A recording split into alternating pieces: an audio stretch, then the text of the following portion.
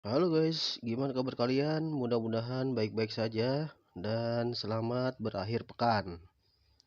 Seperti biasa, Bang Rudi bakalan ngebahas Yaseime. Dan kali ini gua akan mengulas episode ketiga yang berjudul Kutukan Ginrin.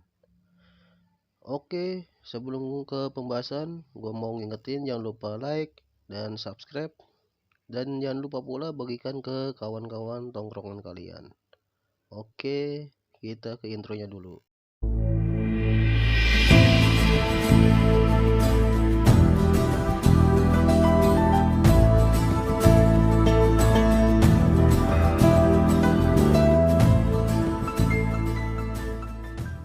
Melanjutkan dari episode sebelumnya, Towa, Moroha, dan juga Setsuna berada di sebuah hutan tempat di mana Bokuseno berada, sesuai petunjuk yang diberikan oleh Jubei dan juga Totosai. Adegan beralih ke ingatan seorang Jaken yang mengenang kejadian 14 tahun yang lalu. Serentetan kejadian penting yang ada di anime ini yaitu kedatangan komet dan juga kelahiran Towa dan juga Setsuna. Menariknya, pada scene kali ini Jaken mengkonfirmasi bahwa pada saat Rin melahirkan Towa dan Setsuna, Rin waktu itu berusia 18 tahun. Jadi buat orang-orang yang mengatakan Sesshomaru itu, maaf nih ya, pedofil ataupun suka sama anak-anak, nih udah terbantah ya bahwa Rin waktu itu usianya 18 tahun. Artinya dia udah cukup umur atau udah dewasa. Oke, lanjut ke adegan Zero yang mendatangi Rin. Dan tiba-tiba dia mengatakan bahwa dia benci anak-anak setengah iblis dan juga ibunya yang manusia. Karena Hanyo adalah sumber bencana menurut Zero. Sesuai dengan ramalan Shikonotama bahwa malapetaka akan menimpa Kirimaru yang disebabkan oleh bukan manusia dan juga bukan iblis. Zero sangat membenci manusia, khususnya Izayoi, yaitu ibunya Inuyasha.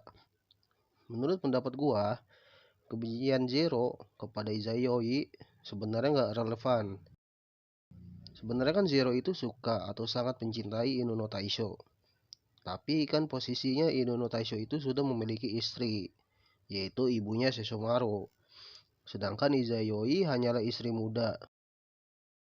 Harusnya kalau mau benci, ya Zero lebih benci sama ibunya Sesshomaru dong, istilahnya. Emang iya sih, bisa dibilang kematian Inu no Taisho karena menyelamatkan Izayoi dari tangan Takemaru. Tapi ya udahlah. Lalu nggak pakai basa-basi, Zero meletakkan kutukan Ginrin atau sisik perak ke leher Rin. Melihat hal itu, Sesshomaru marah dan langsung ingin membunuh Zero. Namun Zero menghentikannya dengan mengatakan, apa kamu ingin membunuh bini lu? Lalu Zero memperlihatkan benang merah yang terhubung antara dia dan juga Rin. Satu-satunya cara untuk menghentikan kutukan itu adalah dengan membunuh Zero. Tapi kalau Zero dibunuh, Rin juga akan mati. Kalau dibiarkan saja, tubuh Rin akan ditutupi sirik-sirik perak dan juga akan membuat dia menjadi buruk rupa. Sesshomaru menanyakan kepada Zero apa maksud dari tujuannya. Zero mengatakan bahwa dia ingin mengetahui keberadaan Towa dan Setsuna. Tentu saja Zero ingin membunuh Towa dan juga Setsuna ya. Kalau Sesshomaru ngasih tahu, Zero akan membatalkan kutukannya. Menurut pendapat gua atau analisis gua, sebenarnya kutukan itu bisa dibatalkan tanpa harus membunuh Zero. Artinya, kita butuh seseorang yang menyadarkan Zero bahwa apa yang dilakukannya itu nggak benar. Dan apa yang diramalkan Shikonotama itu sesat. Karena Shikonotama nggak akan pernah mengabulkan permintaan seseorang. Seperti halnya itu Naraku. Dan Zero juga harus sadar bahwa manusia punya sisi baiknya juga. Dan harusnya Zero bisa melihat cerminan itu dari Inu no Taisho dan juga Sesshomaru yang notabene adalah seorang Daiokai yang bisa menyayangi manusia. Dan di sisi lain, gue juga melihat alasan kenapa Inuyasha dan juga Kagome dikirim ke perbatasan dunia dan akhirat.